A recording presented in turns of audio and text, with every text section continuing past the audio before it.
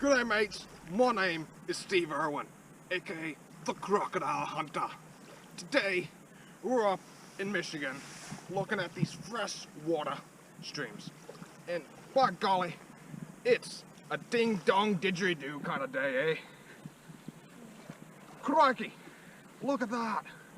Algae's a very, very dangerous creature. One bite and I'm dead. So, I'm gonna have this bloke, who's an expert on all the algae varieties, to go tell us what it's all about. Alright, let's go see what he's up to. Boy, mate, what are you doing here? Oh, found me some algae. Right here. It's the life of the river. Without it, there wouldn't be any oxygen or food for the crustaceans or macroinvertebrates. Downstream. Sneak up on him real quick.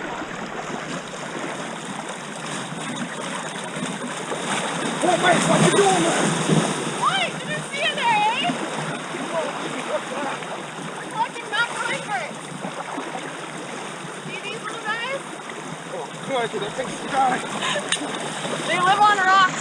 They collect little bits of sediment and stone and make casing. They're called caddisflies. So like a little house, eh? Yeah, they live in there. Crikey. Wanna see? I'm gonna poke it with a stick. Oh, crikey, it's angry! Run! Quick! We got sea lamprey down there. Come on!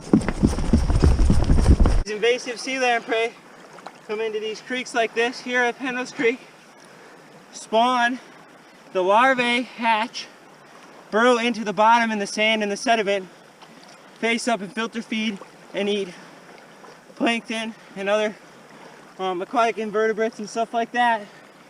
And then after about 4 to 6 years, these juvenile lamprey then come out, latch on to these salmon, coho salmon, lake trout, and then they hitch a ride on these fish, feeding off of them, and then they get out into the Great Lakes, and then eventually the fish will die, and then these sea lamprey will delatch, and then they come back and they spawn and die.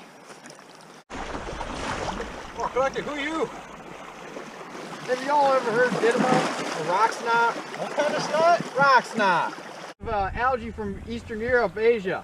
You get transferred in through fishing line, get contaminated fishing line, come on in. It gets real thick on the bottom, right? And know what happens? It chokes out all the aquatic inverts. Alters down the food web from the bottom up. No, definitely not that. That's just mud, man. So, it looks like this. Fine. These are a non-native fish species, and all people care about are big fish like this and forget about the small little macroinvertebrates. Don't worry, bud, I got my crocodile gear.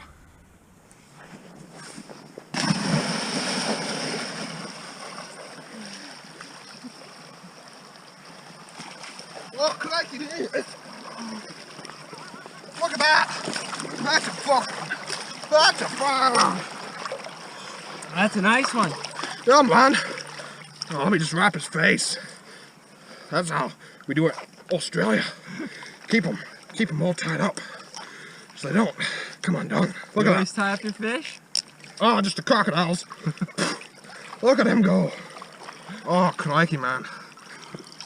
Oh, crikey. Alright, so Steve got a little cold in these really cold, pristine streams we have here in the UP, so I decided to talk a little bit more about this fish here.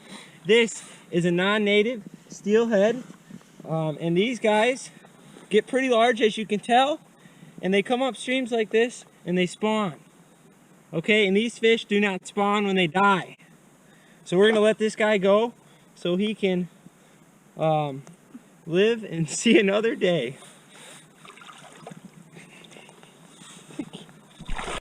About these different streams, all the macroinvertebrates, the plankton, the algae, and even the fish. This place is truly amazing, but very, very dangerous.